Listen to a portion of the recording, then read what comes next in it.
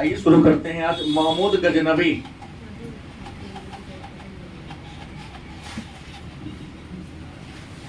महमूद गजनवी। महमूद गजनवी अफगानिस्तान में स्थित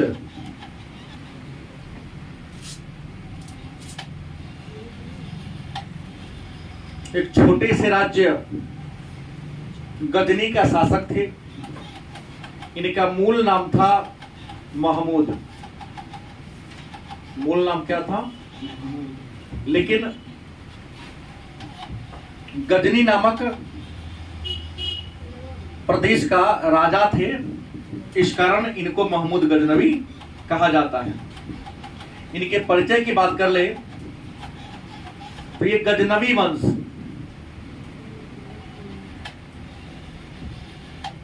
गजनवी वंश की एक शाखा थी जिसका नाम था यमीनी।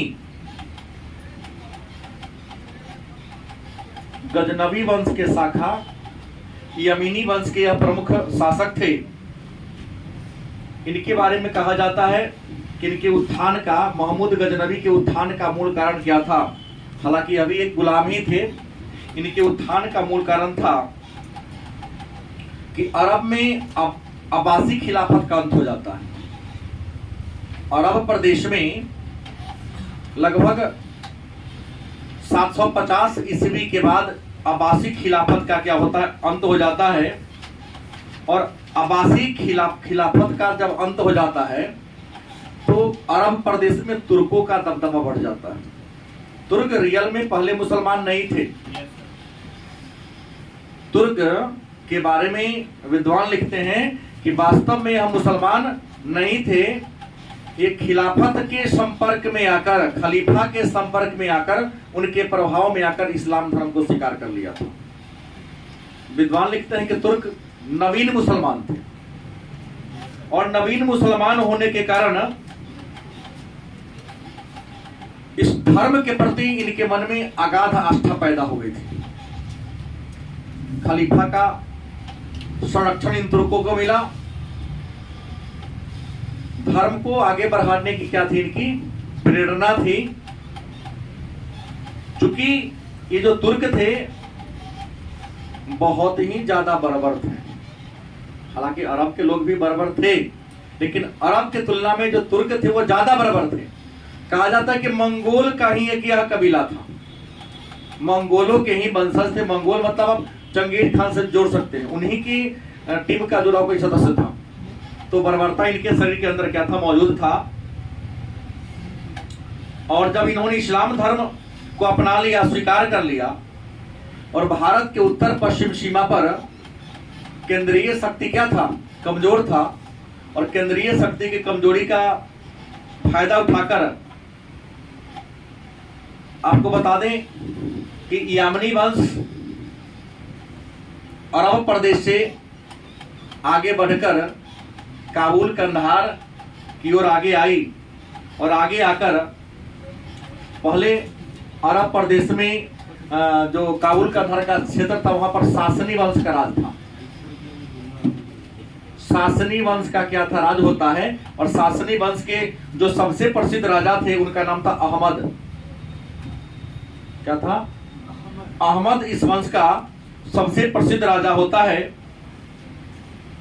और इसी सासनी वंश के जो राजा थे अहमद, यह गुलामों का भी खरीद बिक्री किया करते थे। और उस गुलामों में एक इनका गुलाम था जिसका नाम था अल्पतगीन। सासनी वंश का जो राजा था अहमद, इनका एक गुलाम था, नाम था उसका अल्पतगीन। यही होगा ना? हाँ, अल्प का मतलब ही सिपाही होता है। हाँ, अल्पतगीन। सासनी वंश के राजा अहमद ने इस गुलाम को खरीदा था। और इस अहमद ने अल्पतगीन को इसकी योग्यता से खुश होकर गजनी का क्या बना दिया? गवर्नर, मतलब राजा के पद पर क्या कर दिया था? बैठा दिया था। गुलाम था। योग्यता से खुश होकर राजा के पद पर इसे क्या कर दिया, बैठा दिया।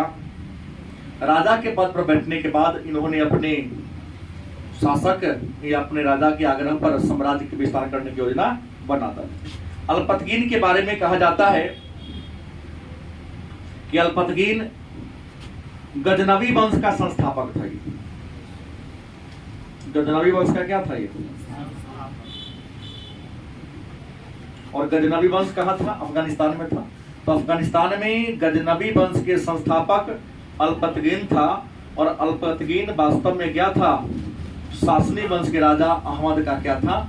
गुलाम था, जिन्होंने गुलाम बाजार से, और गुलामों का बाजार पुर्तगाल की राजधानी लिस्बन में मेन बाजार था। उसके अलावा अन्य कई जगह भी लगा करता था, लेकिन लिस्बन इंसान का माने मानव का खरीद बिक्री करने का उस समय का सबसे बड़ा क्या था?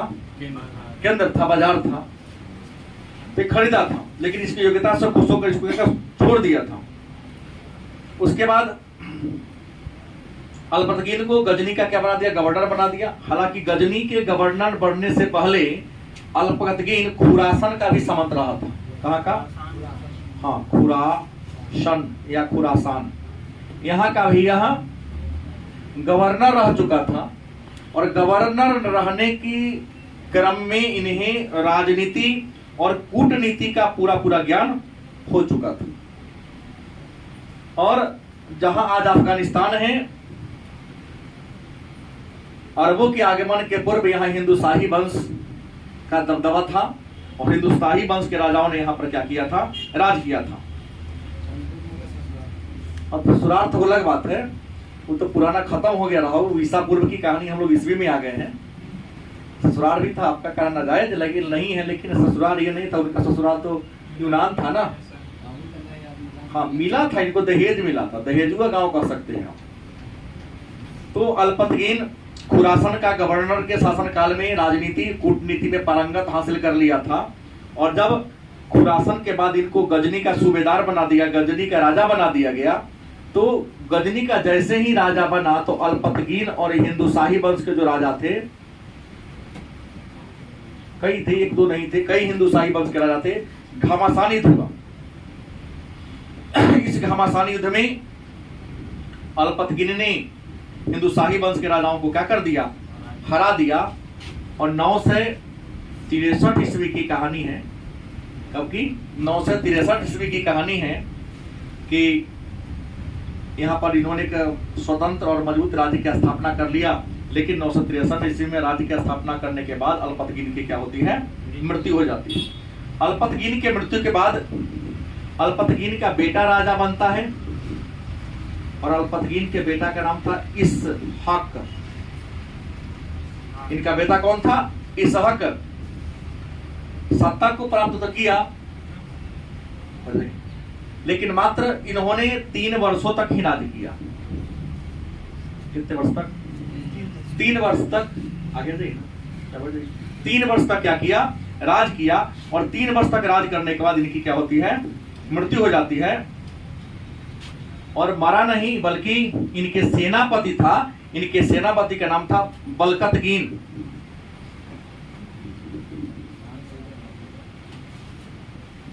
बलकतगीन इसहक का क्या था? सेनापति था। इस बलकतगीन ने क्या कर दिया? इसकी हत्या कर दिया। और हत्या करके गजनी पर क्या कर लिया? अधिकार कर लिया। लेकिन कहा जाता है कि जिस तरह से किसी को, व्यक्ति को सत्ता या संपत्ति की प्राप्ति होती है, प्राप्त करने का तरीका अगर गलत होगा तो जाएगा भी गलत तरीका में ही जाएगा। तो बलकतगीन ने इस हक की हत्या करके गजनी पर क्या कर लिया? अधिकार कर लिया। लेकिन ज्यादा दिन तक सुख नहीं होगा। 63 में 3 जोड़ दिए तो कितना होगा? 966 तक राजा रहा। और 966 में इसहक की हत्या करके बलकतगीन गजनी पर क्या कर लेता है? अधिकार कर लेता है। और बलकतगीन भी 972 में क्या होते हैं? मारे जाते हैं। हाँ, अल्पतगीन के बाद मतलब बीतीगीन आता है, जो मर जाते हैं। कौन आता है? बीतीगीन नहीं आता है, बलकतगीन ही आता है। इस हक के बाद बलकतगीन आता है। और बलकतगीन की जब मृत्यु हो जाती है तो बलकतगीन के मृत्यु के बाद बलकतगीन का सेनापति सत्ता को हड़प लेता है, जिसका नाम था पिराई। नाम क्या होता है? पिराई सत्ता को क्या कर लेता है? हड़प, कोई गड़बड़ी नहीं है, थोड़ा सा देख लेते हैं इसको। पिराई सत्ता को क्या कर लेता है? हड़प लेता है। और पिराई के हाथ में जब सत्ता क्या होता है, चला जाता है, तो इसी पिराई के शासनकाल में अल्पतगीन का एक गुलाम था, जिसके बारे में आप लोगों ने सुना होगा, उसका नाम था सुबुक्तगीन। क्या? जी, सुबुक्तगीन वास्तविक संस्थापक यही रहते हैं। हाँ, सुबुक्तगीन का नाम आता है। मतलब अल्पतगीन का गुलाम था रियल में। ये तो हालांकि खुद ही अपने गुलाम था, लेकिन गुलाम भी अन्य को गुलाम बना के रखा, तो इसका नाम क्या था? सुबुक्तगीन गुलाम था। इस सुबुक्तगीन ने पिराई की हत्या करके सत्ता को क्या कर लिया है? प्राप्त कर लिया है। और सत्ता को प्राप्त करने के बाद यह इंडिया की ओर आगे बढ़ते हैं। इसी में इन्होंने पंजाब का राजा था जयपाल, क्या नाम था? जयपाल को सुबुक्तगीन क्या कर देता है? हरा देता है और पंजाब तक अपनी सत्ता को बढ़ा लेता है। मतलब यूं कह सकते हैं कि गजनी का जो साम्राज्य था या गजनी वंश का, पंजाब जयपाल की हत्या करने के बाद या जयपाल को पराजित करने के बाद पंजाब और सिंध तक इसका अधिकार चला जाए। हाँ, अब जयपाल के बाद की कहानी जान ले कि जब सुबुक्तगीन क्षेत्र को हड़प लेता है, सत्ता को प्राप्त कर लेता है, तो सुबुक्तगीन था कौन? तो मैंने पहले कह दिया कि राजा बनने के पहले सुबुक्तगीन अल्पतगीन का क्या था? गुलाम था। लेकिन आपको बता दें, अल्पतगीन ने सुबुक्तगीन को खरीदा कहां से? तो गुलामों का बाजार बुखारा में भी लगता था। बुखारा जहां पर तुर्कों का, जैसे विश्व का सबसे बड़ा बाजार था, मैंने कहा पुर्तगाल की राजधानी लिस्बन, लेकिन लिस्बन में सभी प्रकार के लोग मिलते थे। लेकिन जो बुखारा का बाजार था, यह भी गुलाम का बाजार था, लेकिन यहाँ मंगोल और तुर्क का जो खरीद विक्रय करने वाले लोग थे, वो यहाँ पर करते थे। तो सुबुक्तगीन को अल्पतगीन ने बुखारा के बाजार से क्या किया था? खरीदा था।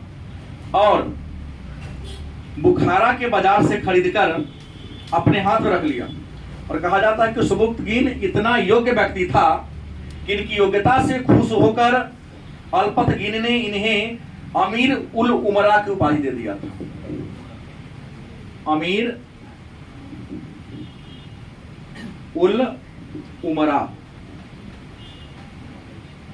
था गुलाम, लेकिन योग्य व्यक्ति था। तो योग्यता के कारण सुबुक्तगीन को उनके मालिक अल्पतगीन ने अमीर उल उमरा की उपाधि दिया। और अमीर उल उमरा की उपाधि देकर अल्पतगीन ने अपनी बेटी से सुबुक्तगीन का क्या करा दिया? विवाह करा दिया, जो पहले कर रहे थे। मतलब अल्पतगीन का यह गुलाम भी था और अल्पतगीन का क्या था?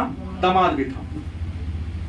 लेकिन आपको बता दें, सुबुक्तगीन गुलाम जरूर था, लेकिन अपनी योग्यता के बल पर दास्ता से इन्होंने क्या कर लिया था? मुक्ति पा लिया था। और दास्ता से मुक्ति पाकर, चूंकि एक राजा के पुत्र से इनका विवाह हो गया, तो इसके अंदर शासकीय गुण तो पहले से अंदर से मौजूद था। रियल में इसके माता पिता कौन थे कहना थोड़ा सा मुश्किल होता है, क्योंकि उसी इंसान का क्रय विक्रय होता था जिसको कोई खोजने पूछने वाला क्या था? नहीं था। तो सुबुक्तगीन ने जब सत्ता को प्राप्त किया, तो भारत के उत्तर पश्चिम सीमा पर कई छोटे छोटे राज्य थे, जैसे वत्स, द्वारा, कुशद्वार, बमियान, तुर्किस्तान, गौर। इन सारे क्षेत्रों को क्या कर लिया? जीत लिया। खास करके जितने भी मूर्ति पूजक इलाका थे, सारे मूर्ति पूजक इलाका को जीत कर, इनको मूर्ति भंजक भी कहा जाता है। इसको नहीं कहते? हाँ सुने, ज्यादा फेमस हो गया, इसलिए ज्यादा फेमस हो गया क्योंकि इंडिया में आके जितने भी बड़े बड़े मंदिर थे उसको बुद्ध शिखर कहा जाता है। लूटने का क्रिया तो मैं यही रहा हूं कि मोहम्मद गजनवी इंडिया पर 1001 से 1027 तक 17 बार, मतलब 27 वर्षों में उन्होंने 17 बार इंडिया पर अटैक किया था। वो जान रखा था कि मंदिर में चढ़ावा बहुत ज्यादा मिलता है, अगर कहीं पर संपत्ति स्टॉक मिलेगा हमको तो राजा के घर में नहीं मिलेगा, राजा किला बना देता है, युद्ध में खर्चा कर देता है, शासन व्यवस्था में अपने ऐशो आराम में खर्चा कर देता है। लेकिन पुरोहितों की खर्च क्या है? दक्षिणा में जो मिला, चढ़ावा में जो मिला, भंडार में स्टॉक हो रहा है। वो लोग तो यज्ञ भी करते हैं तो वहां इन्वेस्ट होने की जरूरत है नहीं, जितना इन्वेस्ट होगा उसका कई हजार गुना लाभांश के रूप में ही प्राप्त हो जाता था। तो टारगेट किया था जानबूझकर मंदिर को, क्योंकि उन्हें पता चल गया था कि भारत में अगर सबसे अधिक संपत्ति कहीं है तो मंदिरों के पास। सबको लूटा भी। तो हमने कहा कि नहीं, सुबुक्तगिन ने कई राज्यों को जीत लिया और जीतकर गजनी के राज्य में क्या कर दिया, मिला दिया। कहा जाता है कि इसने अजयपाल को क्या, जयपाल को हराया था। इससे बड़ा दुखी हुआ था कौन? जयपाल। हालांकि बाद में देखा कि हम हार गए तो संधि कर लिया। क्या कर लिया? सुबुक्तगिन से इसने क्या कर लिया? संधि कर लिया। और संधि करने के लिए कहा चलिए आप आइए मेरे यहाँ के समझौता कीजिए। तो सुबुक्तगिन के पास मिलने जा रहा था, लाहौर पहुंचा। एक बड़ा बुद्धिमान राजा था, अपने पास सेना कम थी, लेकिन लाहौर जब जाने लगा तो लगभग 150 राजपूत शासकों ने इसको क्या कर दिया, सपोर्ट कर दिया और 1 लाख सेना इसके पास हो गया। कहा कि समझौता करने के लिए आ रहे हैं, और लाहौर पहुंचा, इसके पास सैनिकों की संख्या 1 लाख से ज्यादा हो गया। तो समझौता के बदले इन्होंने पुनः दोबारा क्या कर दिया, आक्रमण कर दिया। लेकिन दूसरी बार आक्रमण हुआ तो दूसरी बार की लड़ाई में जयपाल सुबुक्तगिन से क्या होता है, हार जाता है। अब जो हारा तो सुबुक्तगिन ने राज्यपाल को बुलाकर मारा इसको नहीं, कि अब तो तुमको हमारे दबाव में समझौता करना पड़ेगा। समझौता किया, लेकिन हारने के पीछे विद्वान कहते दूसरा कारण था कि जब लड़ाई चल रहा था तो अचानक हिमपात होने लगा, बर्फ की वर्षा होने लगी। उस बर्फ की वर्षा के कारण जयपाल की सेना ठिठुर गई, उसका सेना छिन्न भिन्न हो गया और युद्ध के मैदान में क्या हो गया, पकड़ा गया। जब समझौता हुआ तो सुबुक्तगिन ने इसे 10 लाख दरहम या दिरहम, उस मुद्रा का नाम था, 10 लाख दिरहम इसे जुर्माना लिया था और कहा कि तुमको 50 हाथी, अगल बगल के जितना भी महत्वपूर्ण किला था तुमको देना पड़ेगा। इसने संधि को क्या कर लिया, स्वीकार कर लिया और सभी को देकर के अपने प्राण को क्या किया, बचा लिया। कहा जाता है बोलिए, दिनार दिरहम। इस समय जो समझो तो दिरहम देने की बात हुई थी, दिरहम भी मुद्रा की इकाई थी, था लेकिन ये दिरहम की बात हुई थी ना। ऑप्शन में दिनार रहेगा, दिरहम तो क्या आप देंगे, दिरहम देना पड़ेगा ना। नहीं, दिनार दिरहम दोनों अलग अलग चीज। अब सवाल है कि 997 ईस्वी की कहानी है, 997 ईस्वी की कहानी है कि सुबुक्तगिन की क्या होती है, मृत्यु हो जाती है। सुबुक्तगिन जब मारा तो मरने से पहले ही सुबुक्तगिन ने अपने छोटे भाई के बेटा इस्माइल को अपना उत्तराधिकारी घोषित कर लिया था। मतलब सुबुक्तगिन ने अपना उत्तराधिकारी किसे घोषित कर दिया था, इस्माइल को। इस्माइल कौन था, इसका भतीजा था। सुबुक्तगिन का क्या था, भतीजा था, मनोनीत कर दिया था। लेकिन महमूद, इसका सुबुक्तगिन का बेटा कौन था, महमूद। कौन था, शायद सनकी था, कुछ ना कुछ गड़बड़ रहा होगा, तब ना बेटा को राजा ना बनाया, भतीजा को बना दिया। और रीजन क्या था, ना सुबुक्तगिन से हम मिले हैं ना आप मिले हैं, इतिहासकार भी नहीं क्लियर लिखे हैं, लेकिन इतना तो लिखा कि सुबुक्तगिन ने अपने भतीजा इस्माइल को राजा बनाया। इस बात की जानकारी महमूद को मिली तो मुश्किल से 7 महीना तक इसको पद पर रहने दिया और 7 महीना के अंदर ही इसको बुरी तरह से क्या कर दिया, पराजित कर दिया। और पराजित करके महमूद ही रियल में 997 ईस्वी में कहाँ का राजा बन गया, गजनी का। कहाँ का राजा बन गया, गजनी कहाँ पड़ता है, अफगानिस्तान में पड़ता है। गजनी का सत्ता क्या कर लेता है, या प्राप्त कर लेता है। और गजनी का सत्ता प्राप्त करने के बाद 998 ईस्वी में, 998 ईस्वी में बड़ी धूमधाम से या ठाठ बाट से इन्होंने अपना क्या कराया, राज्याभिषेक कराया। तो अब मन में प्रश्न होगा, ये महमूद था कौन, एक बात होगी ना। तो महमूद था कौन, इस बात का उत्तर तो मिल गया कि महमूद गजनी के राजा सुबुक्तगिन का बेटा और अल्पतकीन का नाती था, क्योंकि अल्पतकीन का गुलाम था सुबुक्तगीन। योग्यता से खुश होकर राजा ने अपनी बेटी को अपने गुलाम से ब्याह करा दिया। तो सुबुक्तगीन का बेटा, अल्पतकीन का नाती, दामाद के नाती। रिलेशन में ये मारा गया। नहीं जोड़ पा रहे, तो मैं तो सही तो बोला। एकदम सही है सर। महमूद गंजवी के पिता सुबुक्कीन और उनके ससुर इनके ससुर नहीं, नाना। इसके सुबुक्तगीन के ससुर अल्पतकीन, और तो नाती हो गया ना, ये था। इनके जन्म की बात करते हैं तो 1 नवंबर 971 ईस्वी में महमूद का जन्म हुआ था। आई सुबुक्तगीन का बड़का बेटा था, छोटा बेटा नहीं था। ये क्या था? बड़ा बेटा था। इनके माता का नाम था जुबलिस्तान। इनके माता का नाम क्या था? पिता तो जान गए ये, और माता कौन थी? जुबलिस्तान इनकी क्या थी? माता थी।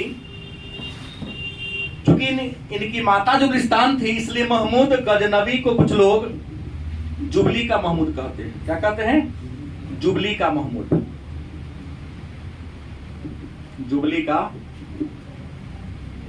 महमूद। अब कहोगे जुबली के महमूद कहने के पीछे तर्क क्या है, रीजन क्या है? तो जुबली के महमूद कहने के पीछे रीजन ये है कि इनके माता से अधिक लगाव था। अगर पिता से लगाव होता, पिता इनको सम्मान देते, तो जरूर बड़ा बेटा होने के कारण इनको अपना उत्तराधिकारी घोषित कर देते। लेकिन बेटा को उत्तराधिकारी घोषित न करके भतीजा को उत्तराधिकारी घोषित किया। तो सुबुक्तगीन का महमूद इसको नहीं कहा जाता है। जुबली का मैंने माता जुबलिस्तान, जुबली से आया है। जुबली का महमूद भी नहीं कहा जाता है। कहा जाता है कि महमूद बचपन से ही युद्ध नीति, राजनीति और कूटनीति में क्या था? पारंगत था। कहा जाता है कि मात्र 27 वर्ष की अवस्था में यह गजनी का राजा बना था। कितने वर्ष में? 27 वर्ष की अवस्था में गजनी का यह क्या बना था? राजा बना था। और आपको बता दें, जब गजनी का राजा बना था, ससानी वंश पर कब्जा किया राजा बनने के बाद, अटैक किया, और अटैक करके ससानी वंश के अधीन जितने भी उसके रियासत थे, जितने भी उनकी जमींदारी थी, सारा जमींदारी को क्या कर लेता है? छीन लेता है। इनकी योग्यता से खुश होकर बगदाद के खलीफा ने इन्हें यामीन उद दौला की उपाधि दिया था। महमूद गजनवी को यामीन उद दौला की उपाधि कौन दिया था? बगदाद के खलीफा ने यामीन उद दौला तथा यामीन उल बिल्लाह, यामीन उल बिल्लाह की क्या किया था? उपाधि दिया था। अब मन में एक प्रश्न होगा कि यामीन उद दौला का मतलब क्या होता है? तो यामीन उद दौला का मतलब होता है साम्राज्य का दाहिना हाथ। यामीन उद दौला का मतलब क्या होता है? साम्राज्य का दाहिना हाथ। अब ना खलीफा ने जिसको कहा इसको जीत लिया, जीता हो तो मेरा दाहिना हाथ हो, तुम क्या मजबूत कर किए हो। और यामीन उद दौला का मतलब होता है मुसलमानों का संरक्षक, मुसलमानों का संरक्षक। बात समझ गए? खलीफा ने, बगदाद के खलीफा ने महमूद गजनवी को अपना सैनिक प्रतिनिधि नियुक्त किया था। तो मेरे सेना का क्या हो? प्रतिनिधि हो। और इलियट नामक विद्वान कहते हैं, हालांकि मैंने कहा कि महमूद गजनवी ने इंडिया पर 17 बार आक्रमण किया, लेकिन इलियट नामक विद्वान कहते हैं कि 17 बार नहीं, इन्होंने 21 बार इंडिया पर अटैक किया था। कितनी बार? कुछ अन्य विद्वान कहते हैं, हालांकि बाद में इलियट भी कहते नहीं 17 बार किया था, लेकिन कुछ विद्वान कहते हैं नहीं, इंडिया पर 17 नहीं 21 बार इन्होंने क्या किया था। और आक्रमण का इसका केंद्र बिंदु क्या था? तो पहले बोल दिया हूं, मंदिर। अब सब राज्य पर आक्रमण का क्रम मैं नहीं बता रहा हूं, लेकिन 1001 ईस्वी से लेकर 1027 ईस्वी तक इन्होंने 27 वर्षों में 17 बार, अंतिम आक्रमण 1027 में था। और इस क्रम में मथुरा, कनौज, सोमनाथ, उस समय के 3 बड़े बड़े मंदिर थे। इनको लूटा। लेकिन सोमनाथ मंदिर फेमस है 1025 ईस्वी में, 24 में चला था। उसी आक्रमण के साथ 24 में चला तो उसी साथ आया था कौन? बहुत बड़ा विद्वान अलबरूनी। हाँ, 1024 ईस्वी में उत्तरी फिरदौसी सब इन्हीं के दरबारी विद्वान थे। फारूकी भी था, 5-6 विद्वान इनके दरबार में रहा करते थे। तो 1024 ईस्वी में महमूद गजनी से निकला, टारगेट था कि अगली बार का आक्रमण मेरा होगा। किसी ने कह दिया कि क्या मंदिर उठा, सबसे अधिक धन तो है तुम्हारे समुद्र के किनारे ही छोटा क्या बहुत बड़ा मंदिर है गुजरात में। 200 गांवों का राजस्व उस समय उसको प्राप्ति होती थी। चढ़ावा को छोड़कर 200 गांव से जितना भी टैक्स होता था सारा उस मंदिर को मिलता था। लगभग 5000 वहां पर पुजारी थे। उस मंदिर, इतना बड़ा मंदिर था कि प्रांगण में पूजा पाठ करने के लिए 1000 देवदासियां थी जो नाच गान करके वहां पर पंडितों का या पुजारियों का मनोरंजन कराने का काम करती थी। खाने में कितना रुपया रखा हुआ था इस बात की जानकारी पुजारी को भी नहीं था, वहां के पंडित को भी क्या था। प्रतिदिन 50,000 साधु संत उस मंदिर में उस समय भी भोजन किया करते थे। उसके अगल बगल में रहकर इतना बड़ा प्रांगण था, इतना बड़ा मंडली था उसका। 1024 में चला, 1024 में चला तो उसके साथ एक बहुत बड़ा विद्वान हिब्रू, फारसी, सीरियाई, अरबी, बाद में इंडिया के संस्कृत भी सीखा। कौन? अलबरूनी। अलबरूनी ने तो भारत के बारे में 20 किताब लिखा है, लेकिन सबसे ज्यादा प्रसिद्ध पुस्तक है किताब उल हिंद या तहकीक ए हिंद, माने भारत की खोज यात्रा। 80 अध्याय वाला पुस्तक है, अरबी भाषा में उसको लिखा गया है। और महमूद गजनवी के भारतीय आक्रमण का आंखों देखा अगर किसी विद्वान ने विवरण किया है, अलबरूनी ने ही किया। हालांकि अलबरूनी महमूद गजनवी का गुलाम ही था, क्योंकि 1017 ईस्वी में महमूद गजनवी ने उज्बेकिस्तान के ख्वारिज्म पर अटैक किया था और वहां भी लूटपाट करके बहुत सारे लोग, सामान और इंसान को बंदी बना के लाया था। उस बंदी बनाए गए लोगों में अलबरूनी भी गुलाम था इनका, लेकिन तो विद्वान था, इनकी योग्यता सब कुछ इनको दास्ता से क्या कर दिया, मुक्त किया था। दूसरा क्या छोड़ था, गुलाम बना लिया ना। लेकिन विद्वान थे तो विद्वता से खुश होकर छोड़ दिया। अलबरूनी को इंडिया आने की बहुत इच्छा थी, कहा इससे अच्छा मौका क्या मिलेगा, जाइए तो रहा है, कौन रथ पर पीछे बैठ लेते हैं। आया। कहा जाता है 1025 ईस्वी में गुजरात के सोमनाथ मंदिर पर महमूद गजनवी ने क्या किया, आक्रमण किया। और सोमनाथ मंदिर पर जो शिव का मंदिर है, और गुजरात के काठियावाड़, कहां? काठियावाड़ समुद्र तट के किनारे, और गुजरात के सौराष्ट्र जिला में पड़ता है। और समुद्र के किनारे काठियावाड़ नामक यहां पर पड़ता है। मैंने थोड़ा कम कहा, रियल में इसकी आमदनी का स्रोत था 10,000 गांव का राजस्व।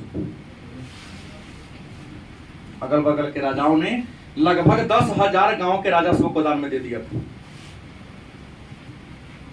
लाखों की संख्या में लोग उस समय इस मंदिर को दर्शन करने आते थे। कहता सूर्योदय और सूर्यास्त के समय यहाँ का दर्शन करना और दुर्लभ था। गर्भगृह की बनावट ऐसी जो देखने में बनती थी। अटैक किया, 50,000 व्यक्तियों को मौत के घाट उतारा था, तब जाके मंदिर में प्रवेश किया और पूरा लूटा। बड़ी गलत काम किया इसने, पूरे मंदिर को लूटा ही, लूटने के बाद मूर्ति को उठा लिया, मूर्ति को भी खंड खंड में तोड़ दिया और मूर्ति को तोड़कर गजनी, मक्का और मदीना में भेज दिया। 20 लाख दिनार लगभग। कहा जाता है इस मंदिर को लूटने से उस समय 20,000 दिनार की संपत्ति महमूद गजनवी को क्या लगी थी, हाथ लगी थी। हालांकि इस समय सोमनाथ मंदिर की रक्षा अहिनवाला वंश के शासन कर रहे थे। राजा डर से भाग गया, लेकिन पंडितों में विश्वास था कि हमारे शिव हैं, हमारी रक्षा क्या करेंगे, जरूर करेंगे। लेकिन ऐसा हो ना सका, क्योंकि शिव खुद थोड़ी ना आएंगे, किसी न किसी के राजा को तो सपोर्ट करना पड़ेगा। सारे राजा वहां से इसके आतंक से क्या हो चले थे, भाग चले थे। अंत में लूट के क्या हो गया, लेके चला गया। और 1027 में इंडिया पर अंतिम बार इसका अटैक होता था सिंध पर, और यह इसका क्या था, अंतिम। अब मन में होगा कि गजनी, हाँ, कि गजनी के सफलता का रीजन क्या था। तो गजनी के सफलता का रीजन के बारे में चर्चा करते हैं इनके गजनी के दरबारी विद्वान, चाहे वो बयाकी हो, कुतुबी हो, फिरदौसी हो, या फारूकी हो, या ये ले लो अलवरनी हो। इस सारे विद्वान एक स्वर में कहते हैं कि महमूद गजनवी इंडिया पर 17 बार आक्रमण किया। मूर्ति भंजक भी नहीं कहा जाता है, बुत सिकन, मूर्ति को तोड़ने वाला ही नहीं कहा जाता। सफलता के पीछे सबसे बड़ा रीजन क्या था, तो भारत के उत्तर पश्चिम सीमा पर सुरक्षा का पुख्ता इंतजाम नहीं था। दूसरा कारण, भारत के जो भी राजा इनसे लड़ा सुरक्षात्मक नीति के तहत लड़ा, मतलब रक्षा करते हुए लड़ा, या आक्रामक नीति में लड़ा। इनको अपने जान की कोई परवाह नहीं थी। तो खलीफा भी ठोक दिया था, लगा कि मरेंगे तो जमते में हम जाएंगे, क्योंकि आगे पीछे सोचने वाला ये, मरेंगे तैयो जनत में जाएंगे, जीत लेंगे तो हमको साम्राज्य मिलेगा ना, हमारा साम्राज्य की सीमा बढ़ेगा ना, संपत्ति प्राप्त होगी ना। क्योंकि वादा किया था इनको, जब जिस समय मिली तो खलीफा के सामने वादा किया था कि जो इस्लाम क्षेत्र में गरीबी है, मैं उस गरीबी को क्या करूंगा, दूर करूंगा, और पूरे इस्लाम साम्राज्य को पूर्वोत्तर एशिया में दक्षिण एशिया में फैलाने का क्या करूंगा, काम करूंगा। रियल लूट ही था। अगर कुछ विद्वान कहते कि नहीं, साम्राज्य विस्तार के लिए किया, तो महमूद गजनवी ने जिन जिन क्षेत्रों को जीता वहां का शासक अपने आप को घोषित नहीं किया।